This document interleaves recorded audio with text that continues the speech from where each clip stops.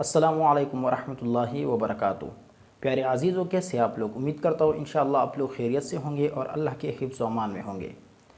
پیارے بھائیو، انشاءاللہ تعالی آج ہم مفصل قلقلہ کے بارے میں بات کریں گے، یعنی قلقلہ کو ہم تفصیل سے بیان کریں گے، کیونکہ ہم نے اس سے پہلے ویڈیو میں قلقلہ کی طرف اشارہ کیا ہے، لیکن اتنا مفصل اور اتنا واضح ہم نے بیان نہیں کیا ہے۔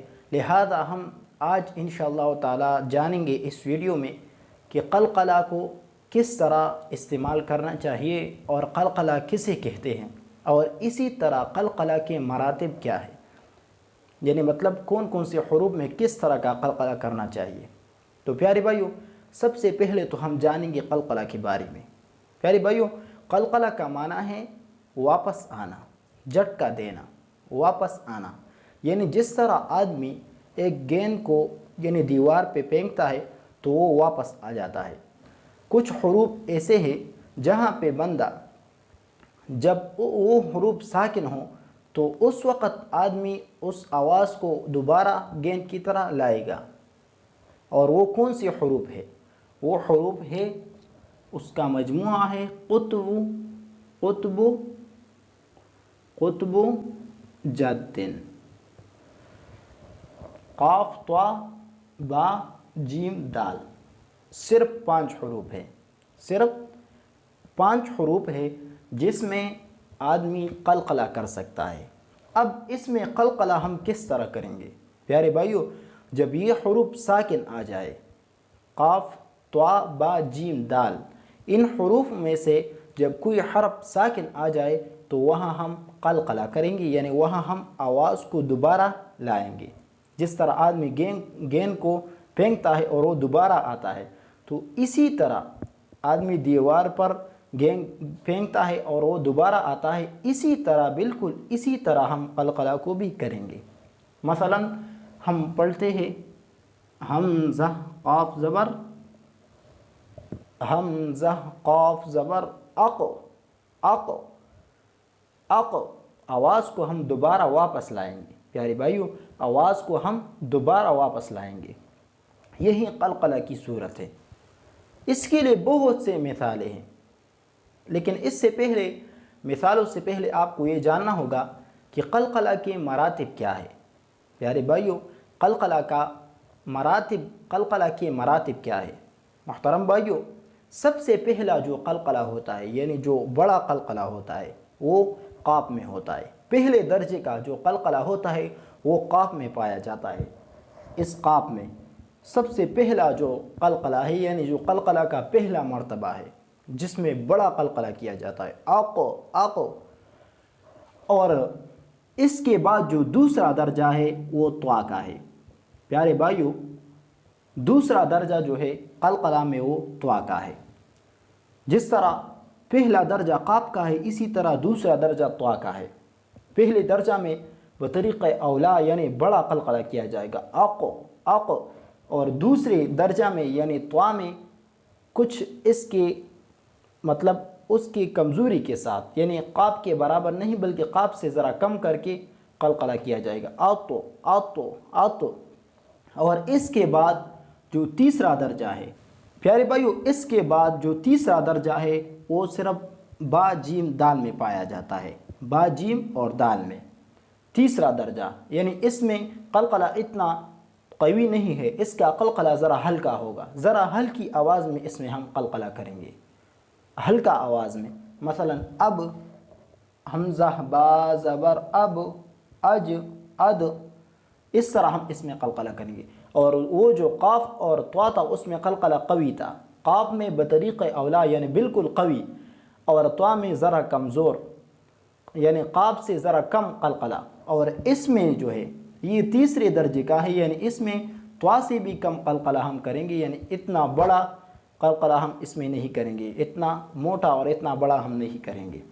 پیارے بھائیو، یہ تو قلقلہ کی تعریف تھا اور کچھ اس کے مراتب تھے۔ اب ہم اس کے مثالوں کی طرف آتے ہیں کہ قلقلہ کی مثالیں کیا کیا ہے۔ پیارے بھائیو، اب ہم اس کی مثالوں کی طرف چلتے ہیں تاکہ آپ کے ذہن میں خوب یہ بیٹھ جائے۔ تو محترم بھائیو یہ قلقلہ کی مثالیں ہیں، اس کے علاوہ بہت سے مثالیں ہیں، سارے قرآن مجید میں قلقلہ کی بہت زیادہ مثالیں ہیں، لیکن ہم اس چند پر انحصار کرتے ہیں، انشاءاللہ تعالیٰ آپ کے لیے مفید ہوگا۔ اقسم، اس میں قاف کا قلقلہ ہے، اس میں ہم قاف کا قلقلہ کریں گے، پہلے درجے کا قلقلہ اس میں کیا جائے گا۔ اقسم، لقد، اس میں دال کا قلقلہ ہے، تیسرے درجے کا قلقلہ ہم اس میں کریں گے، یعنی اتنا قوی قلقلہ اس میں ہم نہیں کریں گے۔ خلقنا، اس میں بھی قاف کا قلقلہ ہے، خلقنا۔ لم یلد، اس میں دال کا قلقلہ ہے، یولد۔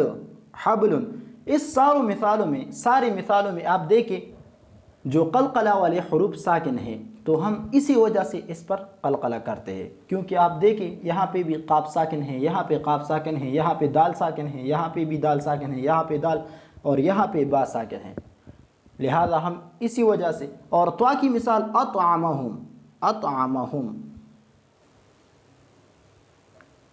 یہاں طوا والا مثال ہے، یعنی اس میں دوسرے درجے کا قلقلہ کیا جائے گا، اطعمہم، اطعمہم۔ پیارے بھائیو جو آخری بات ہے وہ یہ ہے کہ بعض اوقات میں آپ کو کبھی کبھی حرف کے یعنی آیت کے آخر میں بھی قلقلہ کرنا پڑتا ہے، تو پیارے بھائیو اس کی مثال یہ ہے، اور وہ اس طرح کیا جاتا ہے، پیارے بھائیو وہ اس طرح کیا جاتا ہے کہ وہ ساکن عارضی کی وجہ سے کیا جاتا ہے، یعنی وہ حرف خود بخود اپنی اصلی حالت میں ساکن نہ ہو، لیکن جب آپ اس پر وقف کرتے ہیں تو وہ ساکن بن جاتا ہے، تو اسی وجہ سے اس کو قلقلہ بھی متوجہ کیا جاتا ہے۔ مثلا ہم پڑھتے ہیں مرید، مرید، اصل میں تو یہ مریدن ہے، اصل میں یہ مریدن ہے، یہاں پہ آیت مکمل ہوا ہے، لیکن ہم جب اس پر وقف کرتے ہیں تو دال چونکہ پھر وقف کی حالت میں ساکن بن جاتا ہے ساکن عارضی کی وجہ سے، لہذا ہم اس حالت میں پھر اس پر قلقلہ کریں گے سکون عارضی کی وجہ سے۔ عارضی کا مطلب یہ ہے کہ جب ہم اس پر وقف نہیں کرتے تو پھر ہم اس پر قلقلہ بھی نہیں کریں گے۔ پیارے بھائیو سمجھ میں آ گئی بات؟ مثلا جو قلقلہ والی حروف حرف کے آخر میں آ جائے اور اس پر زبر زیر یعنی دو زبر دو زیر دو پیش ہو، یا صرف زبر زیر پیش ہو، اور اس پر آپ وقف کریں تو پھر وقف کی وجہ سے وہ بھی چونکہ ساکن بن گیا، لہذا پھر ہم اس پہ بھی قلقلہ کریں گے۔ پیارے بھائیو انشاءاللہ تعالیٰ امید ہے کہ آپ لوگوں کو یہ بات سمجھ میں آ گئی ہوگی، قلقلہ کے بارے میں آپ لوگوں نے بہت کچھ سیکھا ہوگا۔ پیارے بھائیو آپ لوگوں کو اسی طرح آپ لوگوں کی سپورٹ چاہیے تاکہ تمام مسلمان بھائیوں اور بہنوں کی تلاوت درست کیا جائے۔ پیارے بھائیو یہی ہمارا مشن ہے اور یہی ہمارا مقصد ہے کہ ہر مسلمان کا تلاوت درست ہو جائے اور ہر مسلمان کی تلاوت میں جو کمی اور جو کوتاہی ہے وہ دور ہو جائے۔ محترم بھائیو ہم اسی طرح تجوید کی ویڈیوز بناتے رہتے ہیں آپ کے لیے، قرآن مجید کو صحیح طریقے سے پڑھنے کے لیے ہم اسی طرح ویڈیوز بناتے ہیں۔ اگر آپ لوگوں کو ہمارے یہ کوشش اور ہماری یہ سعی پسند آئی ہو تو پلیز ہمارے چینل کو سبسکرائب کیجئے اور اپنے دوستوں کے ساتھ زیادہ سے زیادہ شیئر کیجئے تاکہ ہر مسلمان کا فائدہ ہو سکے۔ پیارے بھائیو اس کچھ مختصر کلاس کے ساتھ آپ لوگوں سے اجازت چاہتا ہوں، اپنا بہت سارا خیال رکھیے گا، ملتے ہیں انشاءاللہ تعالیٰ نیکسٹ ویڈیو میں۔ السلام علیکم ورحمۃ اللہ وبرکاتہ۔